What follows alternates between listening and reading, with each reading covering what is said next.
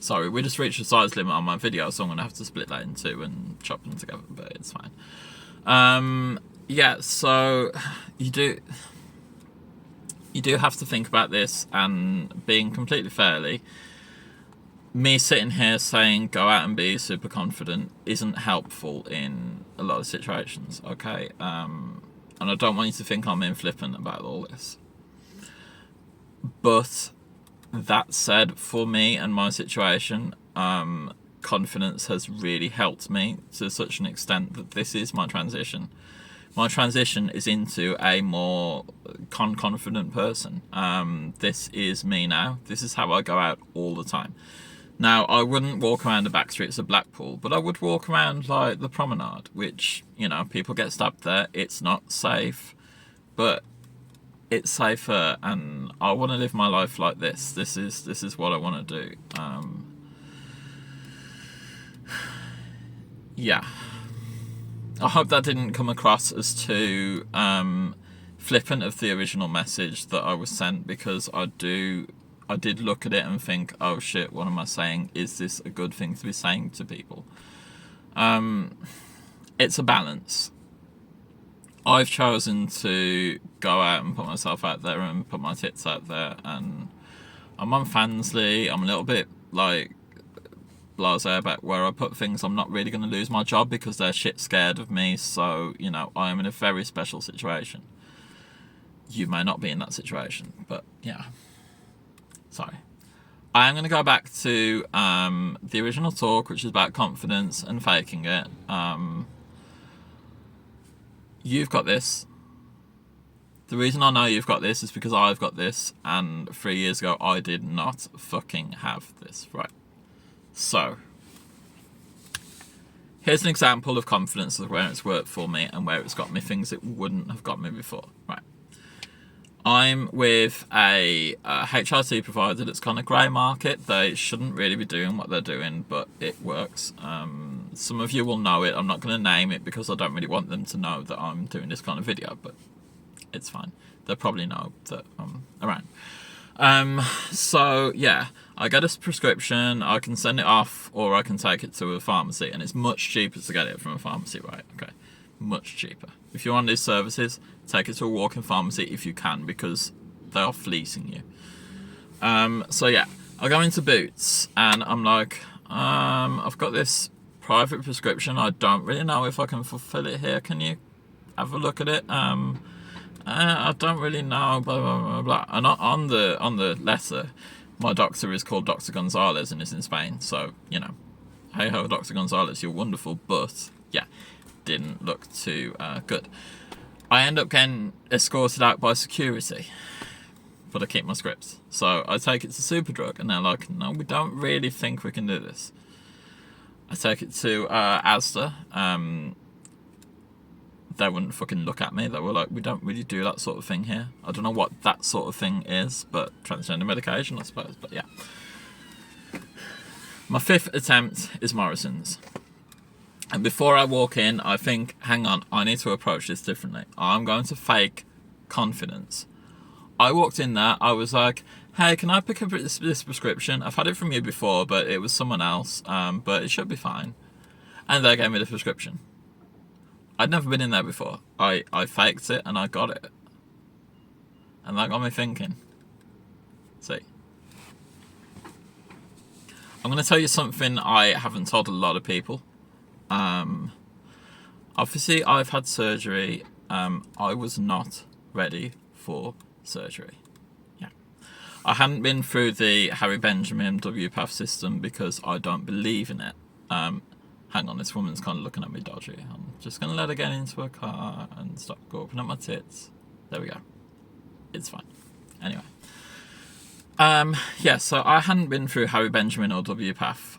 That was not for me. That was not part of my journey. I don't believe in the real world test. I don't believe in the WPATH system. I think it's fucking disgusting.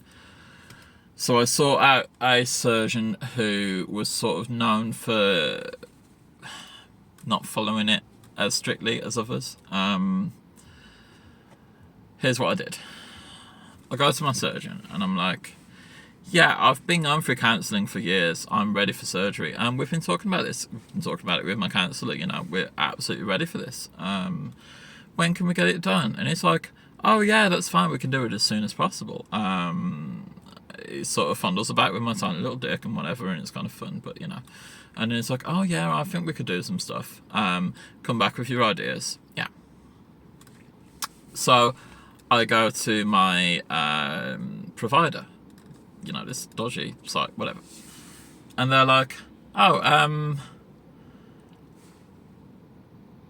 what are you here for? And I'm like, I've been to a surgeon, and he says I can go ahead, everything's fine. And they're like, oh shit, you haven't talked to us about this. We better write some letters, do some videos, whatever. So I go back to my surgeon, and I'm like, yeah, everything's fine, here's my letters. Hand them across. When can you cut my cock off? And it's like, oh yeah, we can do it next week. We can literally, like, you know, quick slice, all gone. In the end, logic sort of came over me, and I was like, no, I want to wait a few months. Ended up waiting 5 months, which was sort of okay. I thought it would be better to get into that headspace so that when I walked in there, I was fine for him to just slice my penis off. As it was, everything went well. I don't have a dick anymore. I don't have balls anymore. They're on a landfill site in Manchester. A rat is wearing them as a hat and is declaring himself king of the rats. Now, sorry, little creepy anecdote. I tend to do that a lot. It's fucking stupid. Anyway, wait, everything's fine. Yeah, I don't have a dick. I don't have balls. I have a fucking vagina. It's brilliant. Sorry. I've got like 17 minutes into this video before I've completely caved in. As I said, I'm on a bit of a depression cycle at the minute, and I am not in the right state of mind, but I'm faking it, and look how good I look. Look how good I've looked for this whole fucking video. It's been amazing, it's been fantastic. And I'm going to switch back into Amy now and finish this video. Right, okay, so, Conconfidence. It got me surgery. It got me everything I'd ever wanted. Yeah. I got there by faking it till I making it. Yeah, that was sort of how that went down. I think you can do this. Maybe not for surgery, maybe not for something that serious. Maybe you want to go through the proper routes and get counselling and whatever. Maybe you like the Harry Benjamin W path system, and maybe you want to follow that. That's fine. That's your transition, your journey. I no longer see this as a kind of journey into femininity. As I've said, I'm sort of non-binary. Some days I'm AIM, who is a complete, like, Xeno, like, their pronouns are Z and Zer, and they don't exactly see themselves as human, which is fine. You know, that's cool. So I'm no longer looking for and searching for femininity. I wear makeup sometimes. I've got my fucking tits out on video. I don't even know what I'm saying. But, like, I don't mind wearing boy clothes. I don't mind as such if people see me as a boy. That's their own thing. My transition is into this self-confident self, and I want to see it as the opposite of self-deprecation. I want you to be what's the opposite? Self-affirmation. That's what this is about. Self-affirmation. Look at yourself in the mirror and go, you are fucking awesome, which is where I want to finish.